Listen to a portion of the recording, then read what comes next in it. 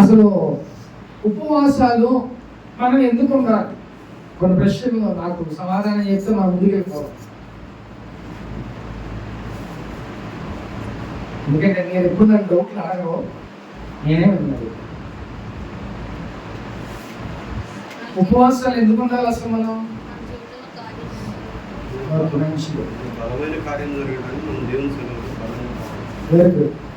ఇంకా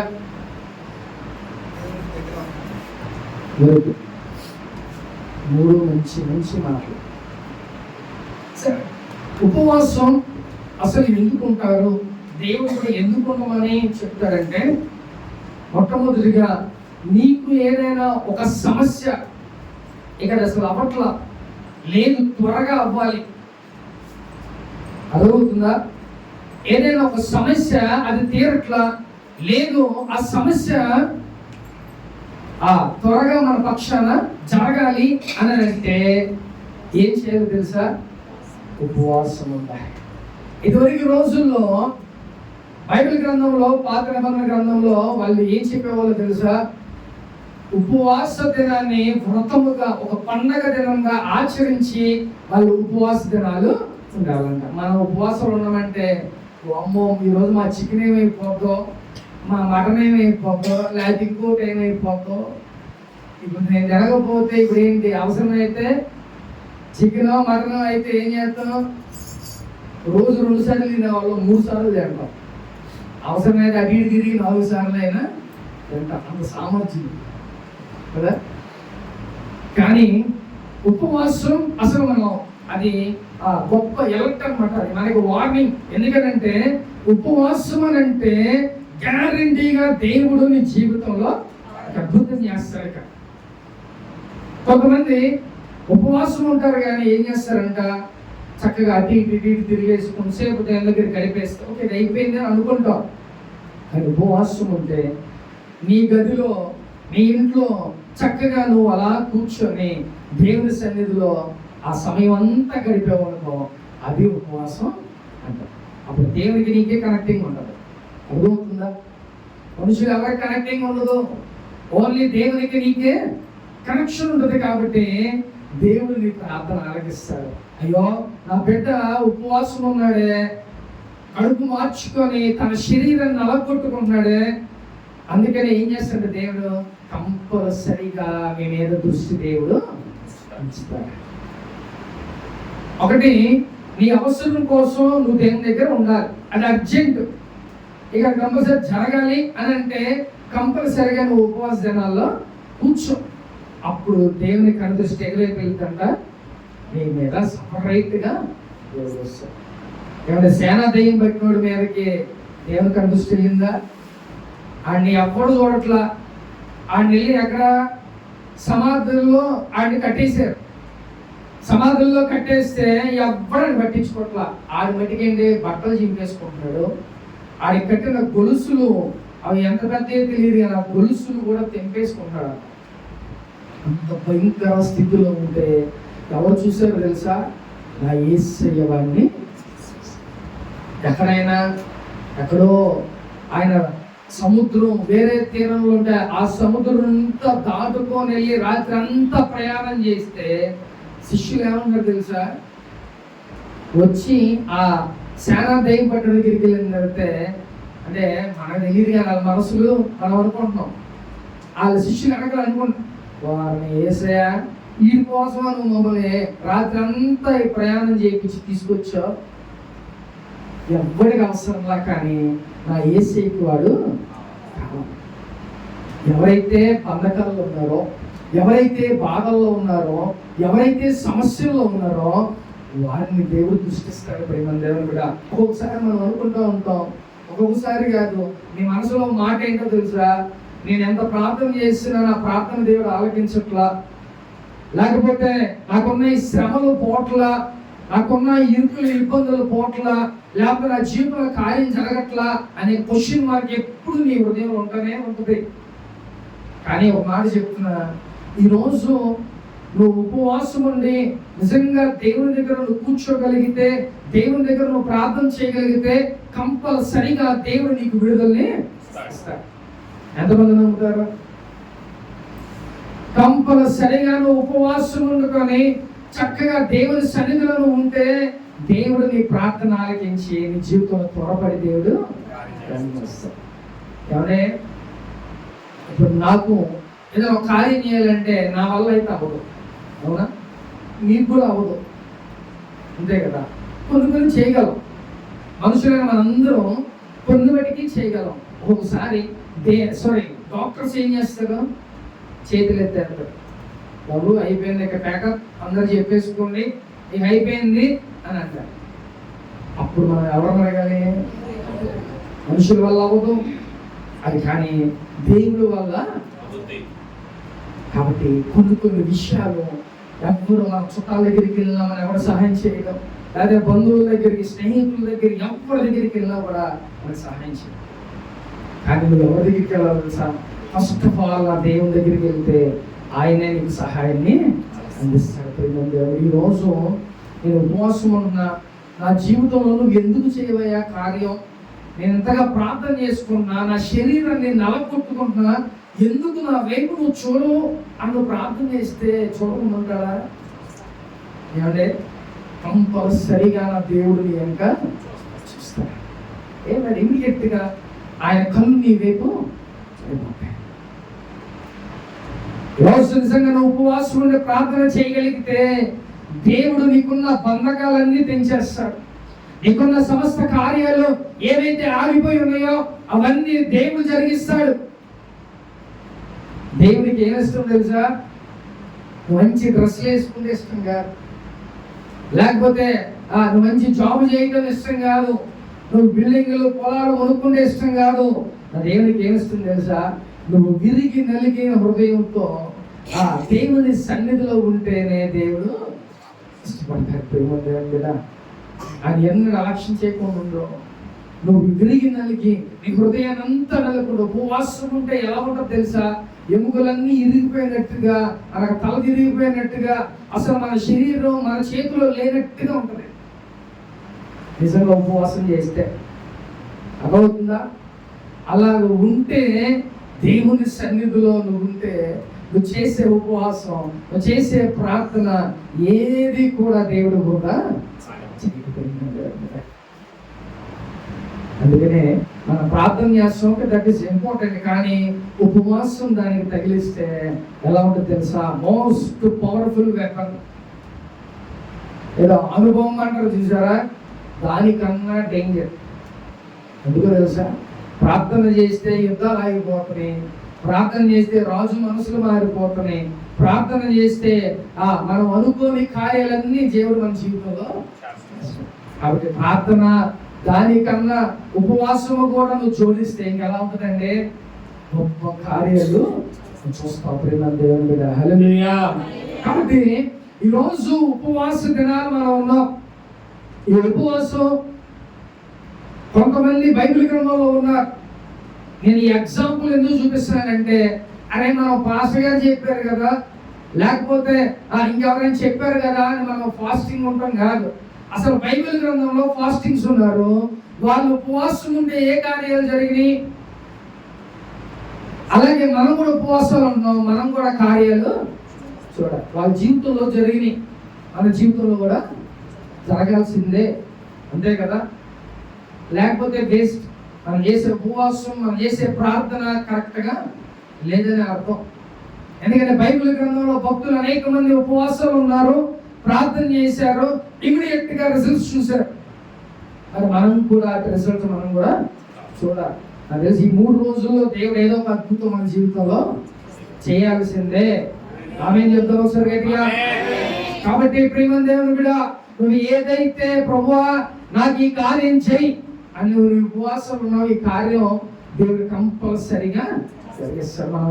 మనం ఎలా ఉండాలి? దేవుని పెట్టాం, మనం ఒక స్థితిలో ఉండాలి. మనం చూసి హేళన చేసేవాడు ఎలా ఉండాలి? తలదించుకునేలాగా ఉండాలి. అలా ఉండాలని కేవలం నా యేసయ్యకే సాక్ష్యం. ప్రేమ దేవుని బిడ్డ హల్లెలూయా.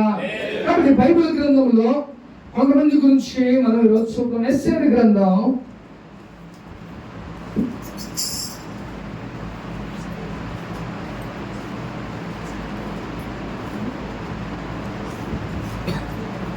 50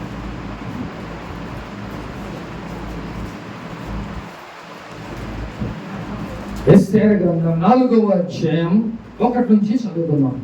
జరిగినదంతయు తెలియగానే మొర్దెకై తన బట్టలు చింపుకొని గోనె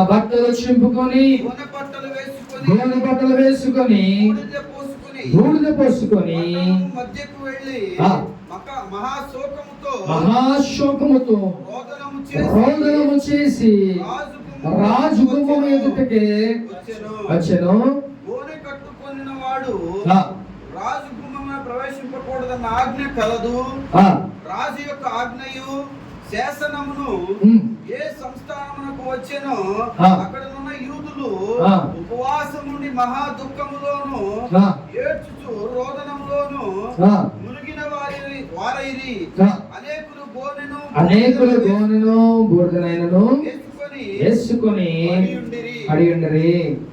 చదవాలి. ఎస్తేరు యొక్క పనికత్తెలను ఆమె దగ్గరనున్న షండులను వచ్చి జరిగిన దాని ఆమెకు తెలియచేయగా గొప్ప మనోవిచారము కలదై మొద్దుకై కట్టుకొని ఉన్న గోనె బట్టను తీసివేయమని ఆజ్ఞ ఇచ్చి కట్టించుకొనుటకై అతని యొద్దకు వస్త్రములు పంపాను గాని అతడు వాటిని తీసుకొనలేదు. ఇక్కడ ఎస్తేరు గురించి ఈ రోజు మనం మాట్లాడుకుందాం.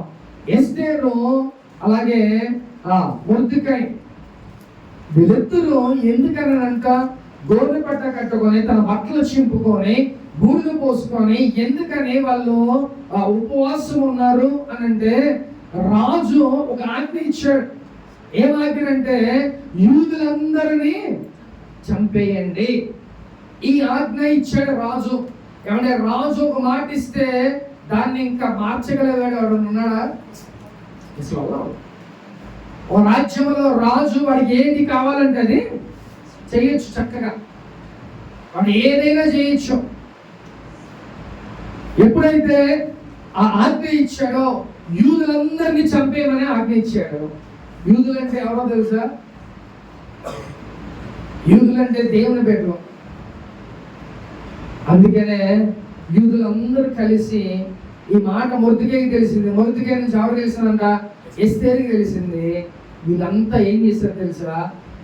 కోట, రాజు కోట పక్కనే మరి ఎదురుగా ఉండకూడదు ఒక ఆజ్ఞ. అయితే పక్కనే కొన్ని వేల మంది ఏం చేశారంట? యూదులందరూ మొర్దెకై ఎస్తేరు రాణి కూడా అలాగే మోకరించి ప్రార్థన చేస్తానే ఉన్నారు. ఎన్ని రోజులు తెలుసా? 3 రోజుల పాటు వాళ్ళు ఉపవాసాలు ఉన్నారు. ఎందుకని? కంపల్సరిగా ఈ ఆజ్ఞ ఎలాగైనా కంపల్సరిగా మనసు మారాలి. ఆ ఆజ్ఞ ఉండకూడదు. యూదులందరూ బ్రతకాలి, వాళ్ళందరూ వాళ్ళందరూ బ్రతకాలి, దేవుని బిడ్డగా వాళ్ళందరూ రక్షించబడాలి అనేసి వాళ్ళు ఏం చేశారు? ఇమ్మీడియట్ గా అది ఎలాగంటే ఉపవాసం ఉంటే తప్ప దానికి విడుదల రాదు. ప్రార్థన చేస్తే లేట్ అవ్వచ్చు కొంచెం, కానీ ప్రార్థనకు ఉపవాసం ఉండి ప్రార్థన చేస్తే ఏమైందో తెలుసా? ఇమ్మీడియట్ గా రిజల్ట్ మనం త్వరపడి దేవుడు మన జీవితంలో కార్యం చేస్తారు. కాబట్టి ఈరోజు నీకు కూడా ఏదైనా సమస్య ఉంటే, నీకు కూడా ఎన్నో సంవత్సరాల నుంచి ఆ యొక్క సమస్య పోట్లదనుకో, ఏం చేయాలి తెలుసా? ఉపవాసం ఉండి దేవుని దగ్గర కూర్చో. అటు ఇటు తిరగొద్దు. ఉపవాసం ఉండి నీ గదిలో నువ్వు కూర్చొని ప్రార్థన చేయమని దేవుడా. ఉపవాసం ఉన్నావు, అటు ఇటు తిరుగుతున్నావు, ఉపవాసం ఉన్నావు, నీ పనులు చేసుకుంటున్నావు, ఉపవాసం ఉన్నావు, నీ ఇష్టానుసారంగా నీవన్నావు, అది ఉపవాసం అనరు. ఉపవాసం ఉండి దేవుని సన్నిధిలో నువ్వు మోకరించి నువ్వు ప్రార్థన చేయాలి. అయితే మొద్దుకని ఎలా ప్రార్థన చేశాడో తెలుసా? ఉపవాసం ఉండి, ఆయన ఉపవాసం ఉండి ఎలా ప్రార్థన చేశాడో ఒకసారి చదువుదామా?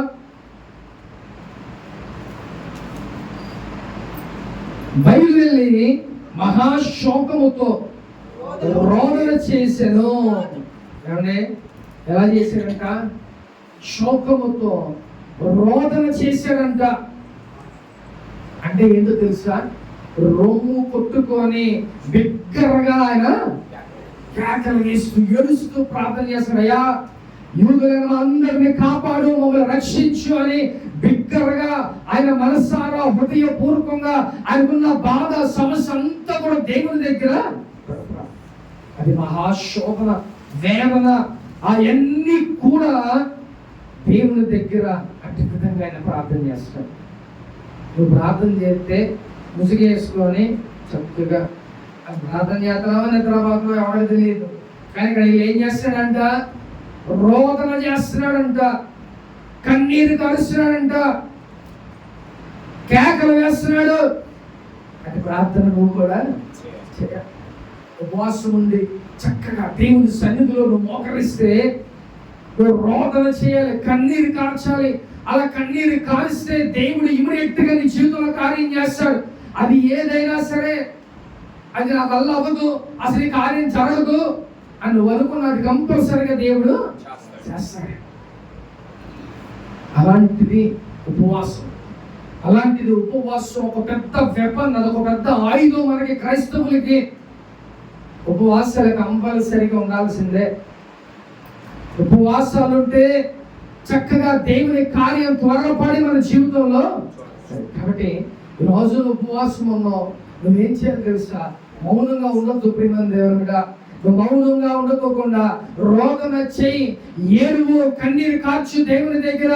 అయ్యా నా దగ్గర జీవితంలో కార్యం చేయి, ఎన్నో అవమానాలు నిందలు నాకు వస్తున్నాయి ప్రభువా, వీటన్నిటి నుంచి నాకు విడుదల కావాలి అని ప్రార్థన చేస్తే నీ ప్రార్థన ధ్వని ఇక్కడ నుంచి ఆకాశానికి దాన్ని ఎప్పుడు స్టాప్ చేయడానికి లేదు. నీ ప్రార్థన ధూపం ఇక్కడ నుంచి డైరెక్ట్ గా దేవుని సన్నిధికి వెళ్ళిపోద్ది. అలా వెళ్ళాలంటే నువ్వు కంపల్సరిగా ఉపవాసం ఉండి రోదన చెయ్యి. నువ్వు కాముగా ఉండితే దేవుడు కార్యాలు చూడలేవు ప్రేమ దేవుడు. అలా కాముగా ఉంటే నీ జీవితంలో త్వరపడి కార్యాలు జరగవు. ఉపవాసాలను చక్కగా దేవుని సన్నిధిలో కూర్చొని మొర్రపెట్టు, రోదన చేయి, కన్నీరు కార్చు. ఇలా చేస్తే ఏదైనా, అది ఎంత కష్టసాధ్యమైనా సరే, దేవుడు నీ జీవితంలో కార్యాన్ని చేస్తాడు ప్రేమ దేవుడా. జీవితంలో కొన్ని సంవత్సరాల నుంచి ఎలాగ జరగకోకుండా ఉండిపోయిన కార్యాలు ఉంటే నువ్వు ఉపవాసం ఉన్నావు కదా, ఈ 3 రోజుల కన్నీరు కాచి ప్రార్థన చేయి, దేవుని సన్నిధిలో రోదన చేయి, ఏడుగు దేవుని దగ్గర. దేవుని జీవితంలో గొప్ప కార్యం చేస్తాడు. అది ఏదైనా సరే. ఆ ఇల్లు కొనుక్కోలేము, కానీ దేవుడు ఇస్తాడు. నీ వల్ల కాదు, ఆయన వల్ల. లేకపోతే నీకు ఒక అనారోగ్యం ఉంది, అది పోట్ల దేవుడిని అడుగు, దేవుడు నిన్ను కొడతాడు ప్రేమ దేవుడు. కాబట్టి ఉపవాసం అది చాలా పవర్ఫుల్ వెపన్, గొప్ప ఆయుధం క్రైస్తవుడికి ప్రేమ దేవుడు. నీకు ఎప్పుడైనా నీ జీవితంలో కంపల్సరిగా ఒక కార్యం జరగాలి, ఇమీడియట్ గా మన రిజల్ట్ చూడాలి అని అంటే కంపల్సరిగా నువ్వు ఉపవాసం ఉంటావు. వాళ్ళు ఏం చేస్తారు?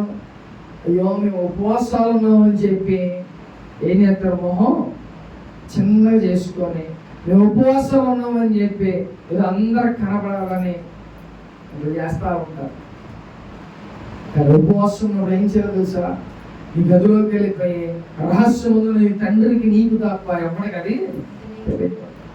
ప్రార్థన చేయి. అటు విధంగా నువ్వు రోదన చేయి, కన్నీరు కాచు దేవుని దగ్గర.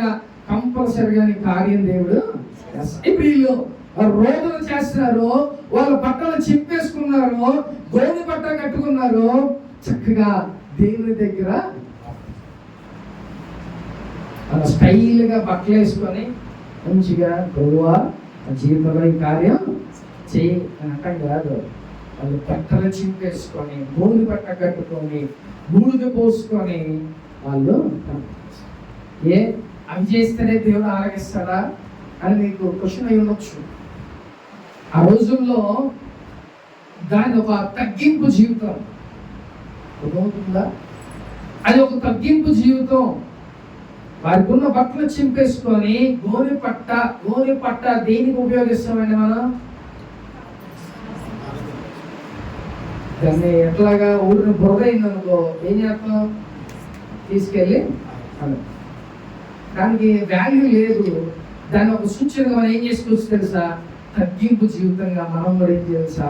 దేవుని దగ్గర మనం తగ్గించుకొని కొందరు అహంకారంగా ఉంటారు. అహంకారాలు లేకపోతే మనుషులు ఉన్నదప్పుడు ఒక మాట, లేనప్పుడు ఒక మాట. ఇలాంటి దేవుని దగ్గర పనికిరావు ప్రియమంది కూడా. ఎప్పుడైనా నువ్వు ఎక్కడ ఎట్లా మాట్లాడినా సరే నువ్వు ఒకటే మాటగా. వాళ్ళు ఏమంటారు తెలుసా? వేషధారులు అంటారు. మనుషుల దగ్గర ఒకలాగా, దేవుని దగ్గర ఒకలాగా ఇలా ప్రవర్తిస్తూ ఉంటారు. అది కరెక్ట్ కాదు. ఆ మనసుతో టూ డేంజరస్. సాతాను గారు ఉన్న లక్షణాలు అదే. అది ఏం చేస్తా తెలుసా? ఇద్దరుంటే ఇద్దరు మధ్య గొడవలు పెట్టేస్తాడు. ఇద్దరు ఆ లక్షణాలు ఎవరయ్యే? సాతాను. వెనక మాట, ముందొక మాట. ఇవన్నీ సాతాను లక్షణాలు. అందుకే దేవుడు నీకు నువ్వుగా తగ్గించుకో. దేవుని దగ్గర నువ్వు తగ్గించుకొని నువ్వేం చేయాలంట? దేవుని సన్నిధిలో నువ్వు మొరపెడతాం. ఇక నా గర్వాన్ని, అహంకారాన్ని, సమస్తాన్ని నువ్వు అణిచేసుకొని దేవుని దగ్గర.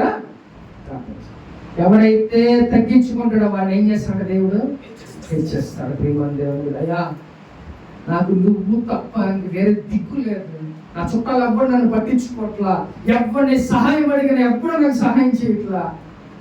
దగ్గరికి వచ్చానయ్యా, నువ్వు తప్ప నాకు వేరే ఆధారం లేదు, వేరే దిక్కు లేదు ప్రభువా అని కానీ నువ్వు తగ్గించుకొని దేవుని దగ్గర అడగలిగితే దేవుడు కంపల్సరిగా నీ జీవితంలో కార్యం చేస్తాడు. ప్రియమైన దేవుడా, ఈరోజు వీళ్ళంతా చక్కగా గోరు పట్ట కట్టుకొని బూడిద వేసుకొని దేవుని సన్నిధిలో చక్కగా మోకరించి ఏం చేస్తున్నారంట? మొర్ర పెడుతున్నారు, కేకలు పెడుతున్నారు. అలా చేస్తే ఎన్ని రోజులు చేశారు తెలుసా? 3 రోజుల పాటు నడి రోడ్డు మీద అలాగే కొన్ని వేల మంది, లక్షల మంది యూదులంతా ప్రార్థన. మంచినీళ్ళు లేవు, భోజనం లేదు, అలాగే ఉపవాసాలు 3 రోజులు అలాగే. ఆ 3 రోజులు ఉపవాసాల వల్ల రిజల్ట్ ఏమొచ్చింది తెలుసా? దేవుడు ఆ యొక్క రాజు మనసుని దేవుడు ఏం చేశాడు తెలుసా? మార్చేశాడు. ఏం ఆజ్ఞ ఇచ్చాడు రాజు? యూదులందరినీ చంపేయండి, ఎక్కడ ఉంటే అక్కడ యూదులందరినీ చంపేయండి. ఆ ఆజ్ఞ ఇస్తే, ఆ బుట్టలు వేస్తే ఏమిటంటే దాన్ని అమలు పరుస్తారు. కానీ ఏం చేశారంట? 3 రోజులు ఉపవాసాలు ఉండగా రాజు మనస్సుని దేవుడు మార్చేశాడు. ప్రేమ దేవుడా, హల్లెలూయా. ఈ 3 రోజులు వృధా కాల, ఈ 3 రోజులు ప్రార్థన, ఈ 3 రోజులు ఉపవాసాలు ఎక్కడ కూడా వృధా కాకుండా దేవుడు గొప్ప కార్యం ఆ జీవితంలో చేశాడు. అంటే రాజు మనసు మారటం అసలు అది ఇక సామాన్య విషయం కాదు. రాజు మనసు మార్చడం పక్క రాణికే అవ్వదు. ఇప్పుడు ఎస్తేర్ ఎవరు? రాజు యొక్క భార్య. కానీ ఆమె కూడా ఏం చేసింది? ఉపవాసం. భార్య చెప్తే మార్చేయచ్చుగా, కానీ భార్య చెప్పినా కూడా మారని ఆ గురువులు కొంతమంది ఉంటారు. వాళ్ళు ఏం చేశారంట? ఆ యొక్క ఆజ్ఞ ఎప్పుడైతే ఇచ్చారో అంటే రాణి కూడా వెళ్ళి అడగటానికి భయపడిపోయింది. అవసరమైతే ఈ కూడా చంపేయని అంటాడు. కాబట్టి ప్రేమదేవుడా, రాణి కూడా నడి రోడ్డు మీదే 3 రోజులు ఉపవాసాలు అలాగే. ఇప్పుడు వాళ్ళ రిజల్ట్ ఏంటో తెలుసా? 3 రోజులు ఉపవాసాల నుండి ప్రార్థన చేశారు.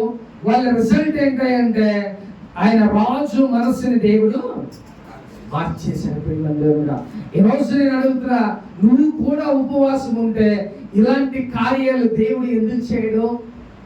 ఏమన్నా నీ బిడ్డల మనసు మార్చడా? నీ జీవితంలో కార్యాలు చేయడా? నీ భర్తలు మార్చడా? లేకపోతే నీ భార్యలు మార్చడా? లేకపోతే నీ చుట్టుపక్కల మార్చడా? నీ బంధువులు మార్చడా? కంపల్సరిగా నా దేవుడు మనస్సుని మార్చేస్తాడు. ప్రేమదేవుడా, కాబట్టి నువ్వు కూడా ఉపవాసాలు ఉంటే, నువ్వు కూడా చక్కగా ప్రార్థన చేస్తే నా దేవుడు నీ జీవితంలో గొప్ప కార్యాలు చేస్తాడు. ప్రేమదేవుడా, ఈరోజు నువ్వు కూడా ఉపవాసాలు ఉన్నావు, నువ్వు కూడా రిజల్ట్ చూడాలి.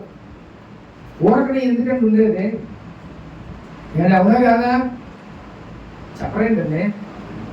ఊరకనే ఎందుకు ఉండటం? చక్కగా మళ్ళీ ఏదైతే బియ్యం అనవసరంగా మిగిలిపోతాయేమో కదా. ఉపవాసం ఉన్నామంటే కంపల్సరీ కార్యం జరగాల్సిందే.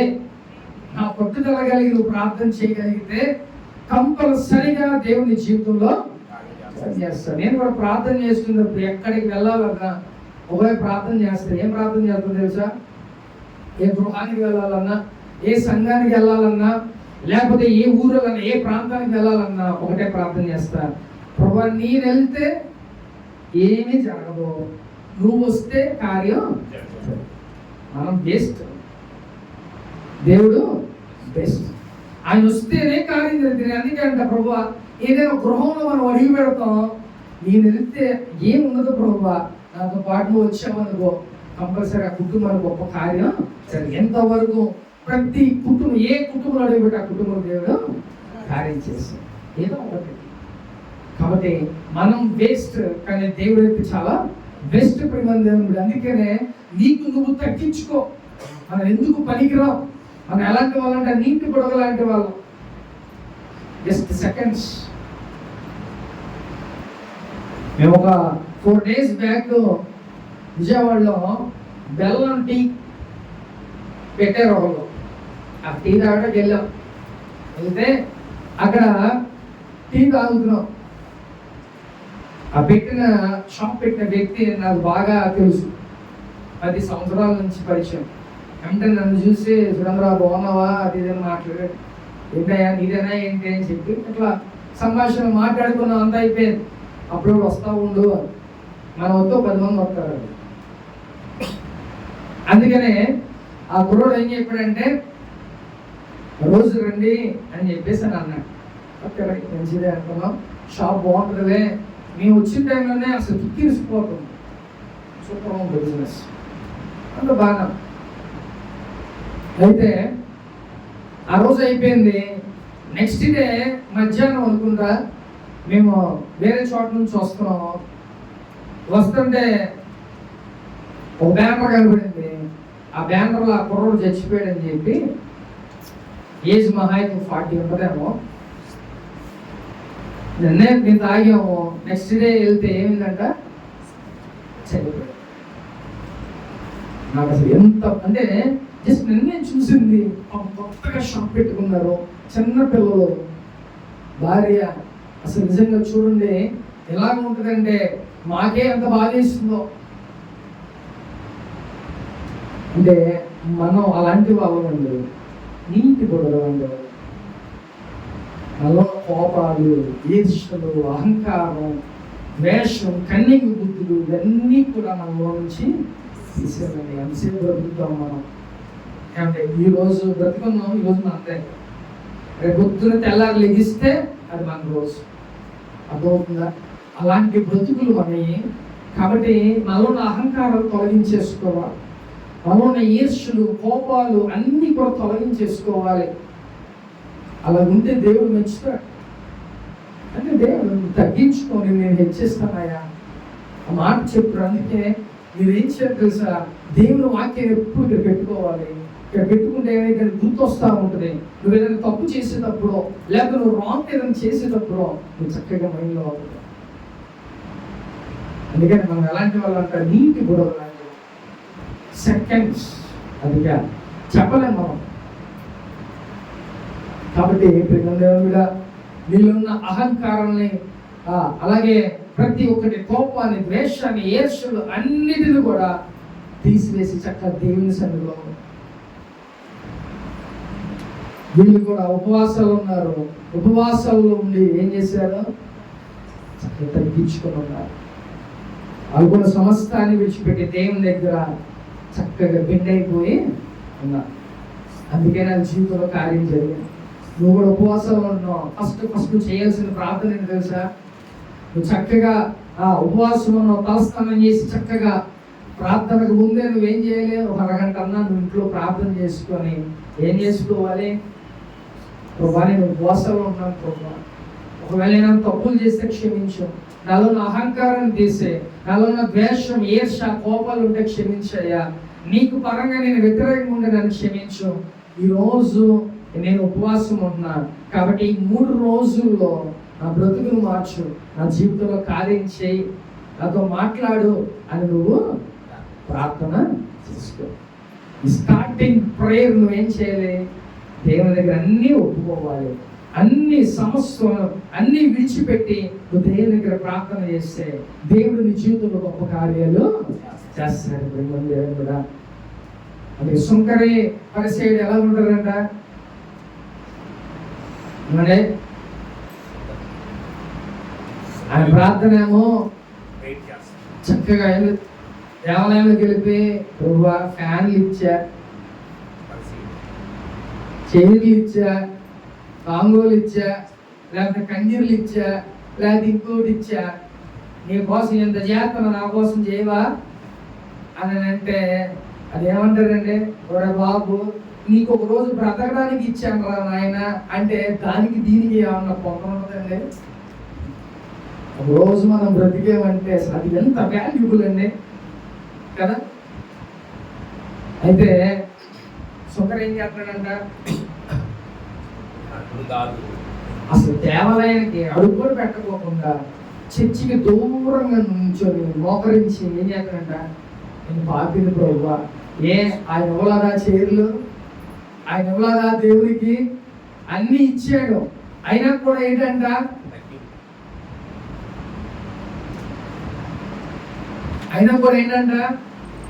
తగ్గించుకో. ఎన్ని ఇచ్చినా ఎన్ని చేసినా ఏదైనా కూడా దేవునికి సాటేని ఏమి కూడా ఉండవంటే. కాబట్టి ప్రేమ దేవుడు కూడా అందుకనే ఏం చేస్తాడంట, దేవాలయానికి దూరంగా వెళ్ళిపోయి అక్కడ ప్రభువా నీ సన్నిధిలో రాటాకి నీ పేరు ఎత్తడానికి అసలు నేను అడుగును కాదు ప్రభువా అని తనకు తాను తగ్గించుకున్నాడు. అది ఇంకో వ్యక్తి ఏం చేస్తాడంట, పరిస్థితి చక్కగా దర్జాగా చర్చలు ప్రభువా నేను ఫ్యాన్లు ఇచ్చా, చైర్లు ఇచ్చా, కంజలు కూడా ఇచ్చా, అయినా కూడా ఏంటి ప్రభువా నా ప్రార్థన ఆలకించు అని అంటే అది గర్వంతో కూడిన ప్రార్థన. అదవుతుందా?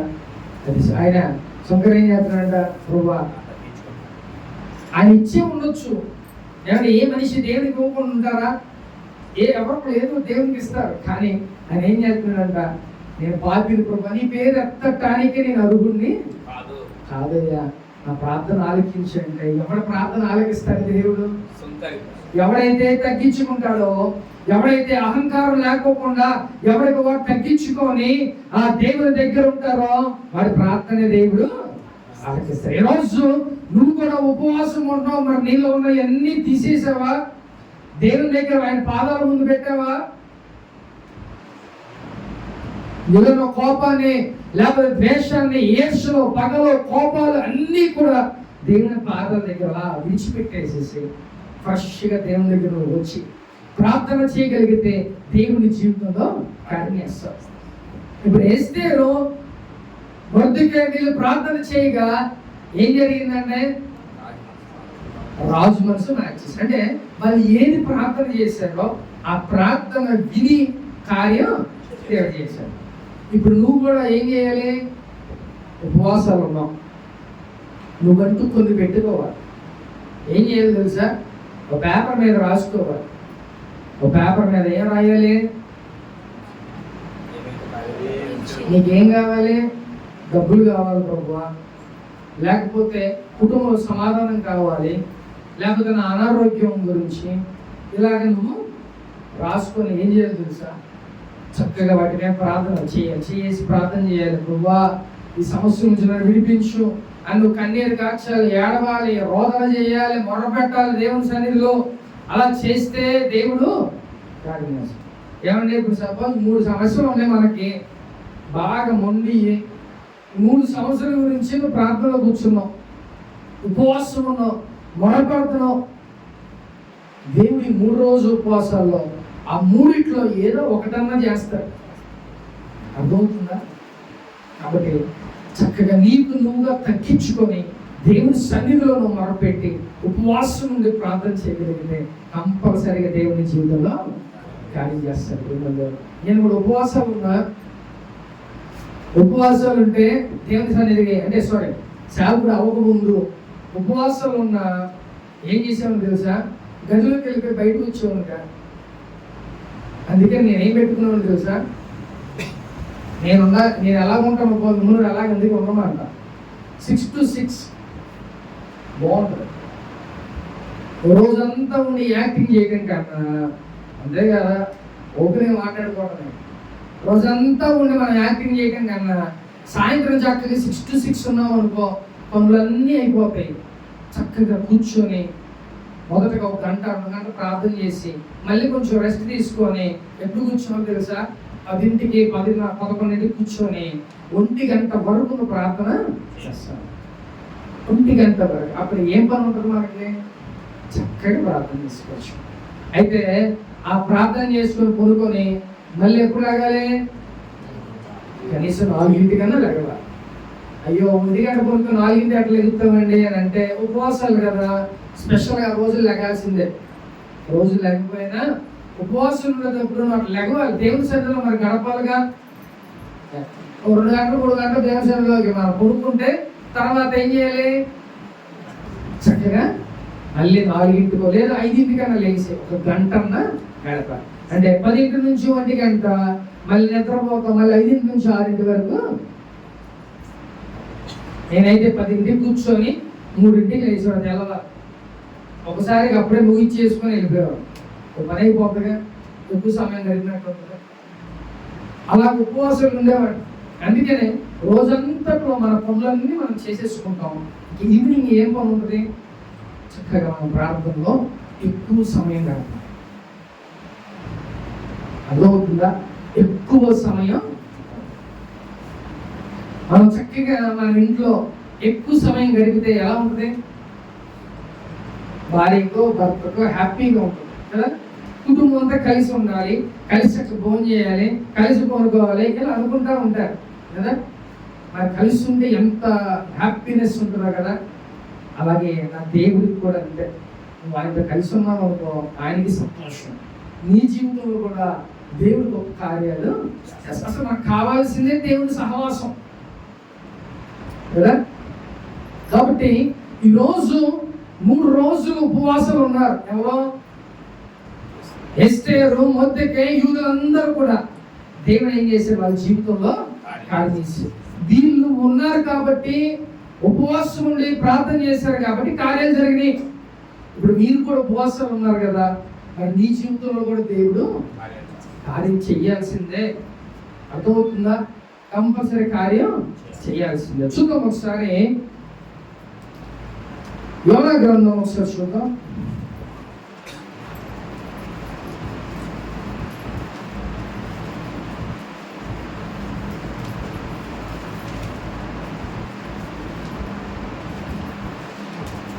యోనా గ్రంథం 3వ అధ్యాయం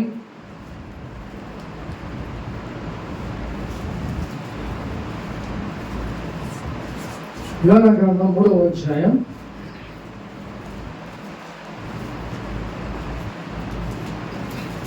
3వ వచనం చదువుకుందాం. కాబట్టి యోనా లేచి యెహోవా సెలవిచ్చిన ఆజ్ఞ ప్రకారము నినివే పట్టణముకు పోయెను.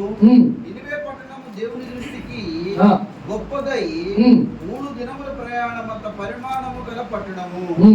యోనా ఆ పట్టణంలో 1 దిన ప్రయాణమంత దూరము సంచరించుచు ఇక 40 దినములకు నినివే పట్టణము నాశనమగునని ప్రకటన చేయగా, ఇక్కడ యోనా ప్రవక్త ఏం చేశారు తెలుసా? నినివే పట్టణానికి వెళ్ళి ఏం చేసిపోయాడంట? నీ పట్టణం అంతా నాశనం అయిపోతుంది, అంటే ఇంక్లూడింగ్ అంతా స్మాష్ అయిపోతుంది, దేవుని యొక్క కోపం రగులుతుంది అని ఏం చేశాడంట? ప్రకటన చేశాడు యోనా. ఇప్పుడు ఏం చేయాలి? అక్కడున్న ప్రజలు, ఆ రాజ్యానికి సంబంధించిన రాజు, వీళ్ళందరూ ఏం చేయాలి? ఇప్పుడు ఆయన కోపం రగులుతుంది. ఇప్పుడు అది ఆపాలంటే ఎవరో సాధ్యం? కాబట్టి సాధారణంగా చేస్తే దేవుడు ఆపడాకున్నాడు. దేవుడే మనం నాశనం చేయాలంటే దాన్ని అసలు ఆపేవాడు ఎవరున్నాడుగా? ఎవరు ఆపగలరు తెలుసా? ఉపవాస ప్రార్థన దేవుణ్ణి కూడా ఆపగలవు. అందుకు ఒక మాట చూడండి ప్రియమైన దేవుడా, నువ్వు ఉపవాసం ఉంటే దేవుడు కూడా మనసు మార్చుకుంటాడు. అయ్యో నా బిడ్డలు నాశనం అవ్వకుండా ఎందుకు? 1 more ఛాన్స్, ఇంకో ఛాన్స్ ఇద్దాం. చూసారా, ఉపవాస దినానికి ఉన్న శక్తి. కాబట్టి ఈ నినివే పట్టణస్తులు అందరూ కూడా చదువుదాం ఒకసారి 5వ వచనం నుంచి. నినివే పట్టణపు వారు దేవుని యందు విశ్వాసం ఉంచి ఉపవాస దినము చాటించి గనులేమి అల్పులేమి అందరూ గోనెపట్ట కట్టుకొనిరి. ఆ సంగతి నినివే రాజునకు వినబడినప్పుడు అతడును తన సింహాసనం మీద నుండి దిగి తన రాజవస్త్రమును తీసివేసుకొని గోనెపట్ట కట్టుకొని బూడిదలో కూర్చుండెను. చాలు, హల్లెలూయా. ఇక్కడ కూడా ఒకటే గోనెపట్ట అంటే తగ్గించుకో. రాజుకి ఈ విషయం తెలిసిందంట. ఏ విషయం? అక్కడ ఉన్న జనాలందరూ కూడా అబ్బో ఇంకా అయిపోతాం మన పని, ఆయన నాశనం చేస్తే మన అందరం నాశనం అయిపోతామని వాళ్ళు ఏం చేశారంట? ఉపవాస దినాలు పెట్టుకున్నారంట. ఉపవాస దినమే ఏదైనా ఆపద నుంచి ఆపద అవుతాం. ఉపవాస దినమే ఎంత పెద్ద సమస్య నుంచైనా విడిపిస్తుందని వాళ్ళు ఉపవాసం ఉండి తమకు తాము తగ్గించుకొని గోరు పట్టాలు కట్టుకొని ప్రార్థన చేయటం. ఈ మాట ఎవరికి పడిందని తెలుసా? ఆ నినివే రాజుకి తెలిసిందంట. వెంటనే రాజు కూడా ఆయన ఎక్కిన సింహాసనాన్ని దిగి ఆయనకున్న అహంకారాన్ని సమస్తాన్ని విడిచిపెట్టి ఆయన కూడా గోను పట్ట కట్టుకొని బూడిద పోసుకొని ఆయన దేవుని సన్నిధిలో ఉన్నంట. అంటే నువ్వు ఎంత పెద్ద ఉన్నవాడివైనా, ఎంత పెద్ద నువ్వు బలగం ఉన్నా, ఏమైనా సరే దేవుని ముందు చాలా దేనికి పనికిరావు. కాబట్టి రాజు కూడా సింహాసనము దిగి ప్రార్థన చేస్తున్నారు. ఇప్పుడు వీళ్ళు కూడా ఉపవాసం ఉన్నారు. నినివే పట్టణస్తులు అందరూ రాజుతో సహా అందరూ కూడా ఉపవాసాలు ఉన్నారు. అయితే ఆ యొక్క నినివే పట్టణం ఎన్ని రోజులంట? 3 రోజులు తిరిగితే గాని నినివే పట్టణం అవ్వదంట. 3 days తిరగాలంట. అంటే చాలా పెద్దదే. 3 రోజులు తిరగాలంట. అప్పుడు ఎంతమంది ఉన్నారంటే 1,20,000 మందికి పైగా ఉన్నారు. ఎంతమంది జనాలు నశించిపోవటం దేవుడు కూడా ఇష్టం లేదు. కానీ బహు క్రూరులు అంట. నినివే పట్టణస్తులు ఎలాంటి వాళ్ళంట? క్రూరులు. దేవుని దృష్టికి బాగా వ్యతిరేకంగా జీవించేవాళ్ళు. అందుకే యోనా కూడా ఏం చేసేవాడు? ఫస్ట్ లో నేను ఎలావయ్యా అంటే తర్షీషు పారిపోయి. ఎందుకని? నినివే పట్టణస్తులు ఎలాంటి వాళ్ళు ఆయనకి తెలుసు. ఇప్పుడు ఆయనకి వెళ్ళామనుకో ఆయన కూడా చంపేస్తారేమో. అందుకే ఆయన ఎదురుపడు తర్షీషు పారిపోయాడు. ఇప్పుడు నినివే పట్టణస్తులు 1,20,000 మందికి పైగా వీళ్ళందరూ ఉపవాసం ఉన్నారు. రాజు కూడా ఉపవాసం ఉన్నాడు. ఉండి ఏం చేశారంట? ప్రార్థన. ఈ ప్రార్థన చేయగా నినివే పట్టణం అంతా కాపాడేది. ఇప్పటికేమో మూర్ఖులుగా క్రూరులుగా ఉండేవాళ్ళు. కానీ ఇప్పుడు ఏమైపోయారంట? దేవుని సన్నిధిలో తగ్గించుకొని వాళ్ళకున్న అహంకారాలు, కోపాలు, ద్వేషాలు, పాపం లేదా ప్రతి ఒక్కటి వదిలేసుకొని చక్కగా దేవుని సన్నిధిలో భయభక్తులు కలిగి ఉన్నారు. ఇప్పుడు వాళ్ళు కూడా ప్రార్థన చేశారు. ఉపవాసాలు ఉంది. వారి జీవితంలో కూడా దేవుడు కార్యం చేశారు. ప్రేమలో ఇప్పుడు ఎస్తేరు వాళ్ళందరూ యూదులందరూ కలిసి ప్రార్థన చేయగా దేవుడు కార్యం చేశాడు. ఇప్పుడు యోనా చెప్పగానే నినివే పట్టణస్తులు రాజుతో సహా అందరూ ఉపవాసాలు ఉన్నారు. వారి జీవితంలో కూడా కార్యం చేయాలి. మరి ఇప్పుడు మనం కూడా ఉపవాసాలు ఉంటున్నాం కదా, మన జీవితంలో కూడా ఏం జరగాలి? ఒక అద్భుతం జరగాలి. ఒక్క బ్రేక్ త్రూ మనకి ఇస్తే, ఒక్క మిరాకిల్ మన జీవితంలో చేస్తే చాలు, మన జీవితం గొప్పగా అయిపోతుంది. కాబట్టి నువ్వు కూడా ఈ 3 రోజుల ఉపవాసాల్లో ప్రార్థన చేసుకో. ఇప్పుడు ప్రార్థన అవగానే నిద్రపోమాకంటే అర్థమవుతుందా? ప్రార్థన అవగానే అమ్మాయి అయిపోయింది కానీ కాళ్ళు పై పెట్టుకోవద్దు దయచేసి. ప్రార్థన అవగానే చక్కగా వెళ్ళి మళ్ళీ ప్రార్థనలో కూర్చోనయ్యా. వేస్తే వాళ్ళందరూ ప్రార్థన విన్నావు, ఉపవాసాల నుండి ప్రార్థన చేశారు కదా, నువ్వు విన్నావు, కార్యం చేశావు. అలాగే నినివే పట్టణస్తులు అందరూ ప్రార్థన చేశారు ఉపవాసాల నుండి, వాళ్ళ ప్రార్థన ఆలకించావు. కాబట్టి నా ప్రార్థన కూడా ఆలకించవా అని నువ్వు మోకరించి ప్రార్థన చేస్తే మన దేవుడు ఎలాంటివాడో తెలుసా? నిన్న నేడు రేపు ఏకరీతిగా ఉన్న దేవుడు. అప్పుడు చేశాడు, ఇప్పుడు కూడా చేస్తాడు. కాబట్టి అదే దేవుడు ఈ రోజు కూడా ఆయనే దేవుడు. కాబట్టి అప్పుడు చేసిన కార్యం ఇప్పుడు కూడా చేస్తాడు. నువ్వు కూడా ప్రార్థన చెయ్యి, మోకరించి ఉపవాసాన్ని లేదా ప్రార్థన వేస్ట్ చేసుకోమాకండి. సమయం కొద్దిసేపు దేవునితో ఎక్కువ సమయం గడపడం నేర్చుకోండి, ఉపవాసాలు ఉండటం నేర్చుకోండి. చక్కగా దేవుని సన్నిధిలో గొప్ప అద్భుతాలు పొందుకోండి. ప్రేమ దేవునిగా హల్లెలూయా. కాబట్టి ఇక్కడ అవగానే వీళ్ళు ఏం చేయాలి? ప్రార్థన చేసుకోవాలి. ఎక్కువ సమయం కాకపోయినా ఒక గంట అన్నా ప్రార్థన గడపండి. వాళ్ళ జీవితంలో చేసిన నా జీవితంలో కూడా కార్యం చేయి ప్రభువా అని ప్రార్థన చేస్తే దేవుడు కంపల్సరిగా నీ జీవితంలో కూడా దేవుడు కార్యాలు చేస్తాడు. ప్రేమందరం కూడా హల్లెలూయా. ఆత్మ చెబుతున్న మాట ఆచరణ వినను గాక. ఆమేన్. అందరూ మోకరించి ప్రార్థన చేసుకుందాం.